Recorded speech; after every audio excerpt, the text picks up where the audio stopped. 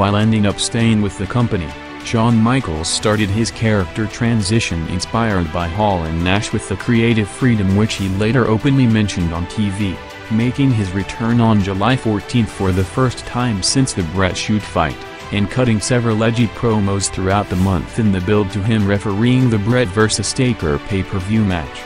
Michaels' biggest segment of the month came a day after SummerSlam, which saw him turning heel on the crowd, starting what would end up arguably the most memorable run of his career, bumping Raw over 900,000 viewers to a peak 3.2 rating.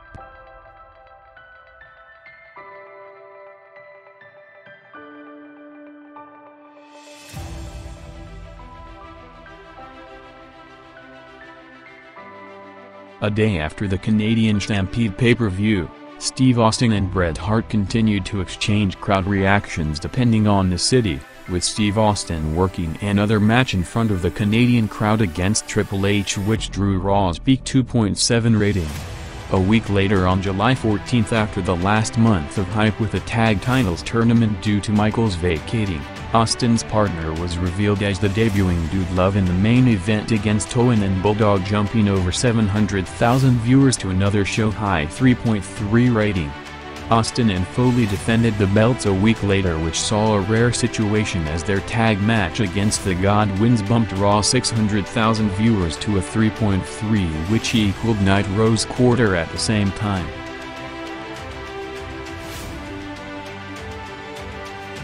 Randy Savage's program with Dallas Page got another twist on July 7, with Page revealed under a La Parka costume in a memorable angle, drawing a near-peak 3.6 rating. Savage headlined Nitro on July 28 in a first-time ever match against Scott Steiner, which did the peak of the show 3.8 rating, while teaming up with Scott Hall throughout the month with new signing Curt Hennig.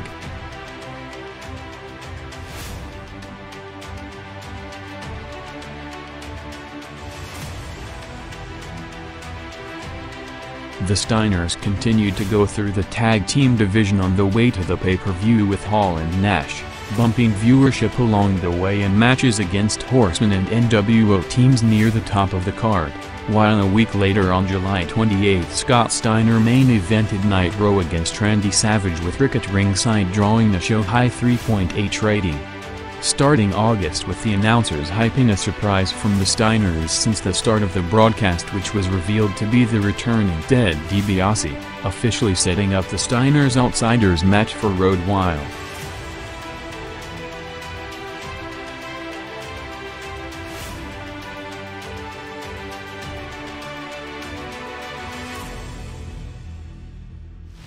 Nash was out of the ring to start July, selling an injury, coming out in a wheelchair on July 14 with the rest of the crew to introduce Conan as the new member of the NWO, after coming out with a Sting mask on the Bash pay-per-view to start a program with Giant, which saw him coming out to open Nitro a day later to start the build to their eventual match, including a cliffhanger finish on July 28 with Giant calling Nash to the ring just as the show went off the air, ending with a segment the following week with the Steiners and the build to Road Wild.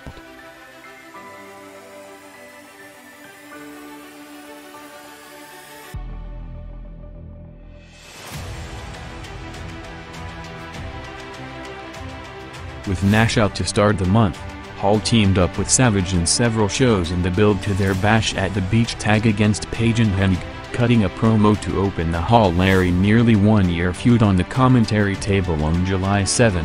while a week later Hall in a tag titles match with Syxx against Harlem Heat jumped over 600,000 viewers to a show peak 4 rating, with the Outsiders moving on to the Steiners in the next 2 weeks, first interfering in the Nitro main event against Savage after a phone call earlier in the show, and a segment with the Steiners and DiBiase on August 4.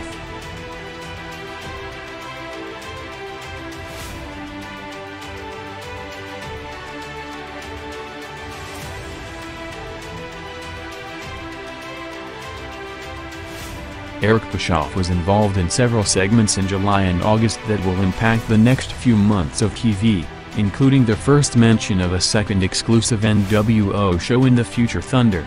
First with Luger and Giant laying him out on the Go Home segment for the Bash at the Beach pay-per-view, while a week later he interviewed Nash on a wheelchair faking an injury which led to him starting the feud with Larry to Starrcade, with a segment of Larry and Giant catching him on July 28 gaining over 400,000 viewers to a 3.7 rating.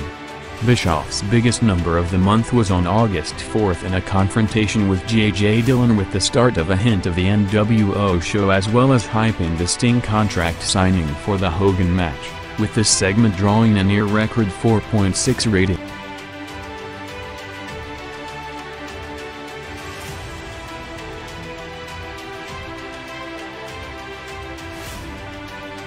The build-up to the eventual Sting vs. Hogan match went to the next level, with J.J. Dillon announcing on July 28 that he's gonna offer Sting an official match contract to wrestle his first match in a year, setting up Sting coming out weekly to rip up the contract until he was getting a match with Hogan. The segment on the big August 4th Nitro, which was saved to the final half hour with Sting offered a match against Curt Hennig, ended up jumping over 700,000 viewers to an all-time record 4.9 rating, with part of it also being that it took place just before the main event.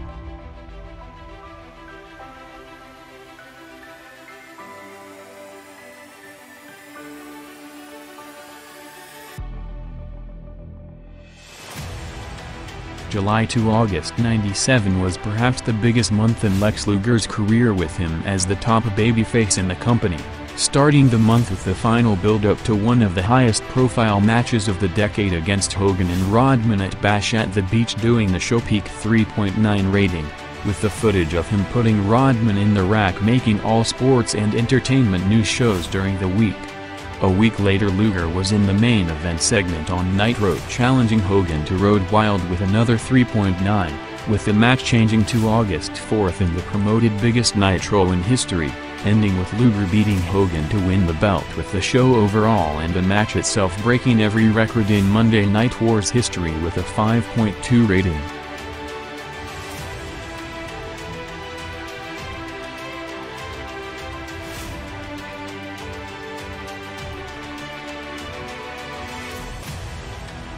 With Hogan still working on a special attraction schedule in the big markets between outside TV and movie projects, with him in Canada filming another movie which saw him off 2 Nitros during the month, Hogan showed that he was still the biggest drawing card in the business in July and August with record viewership and pay-per-view.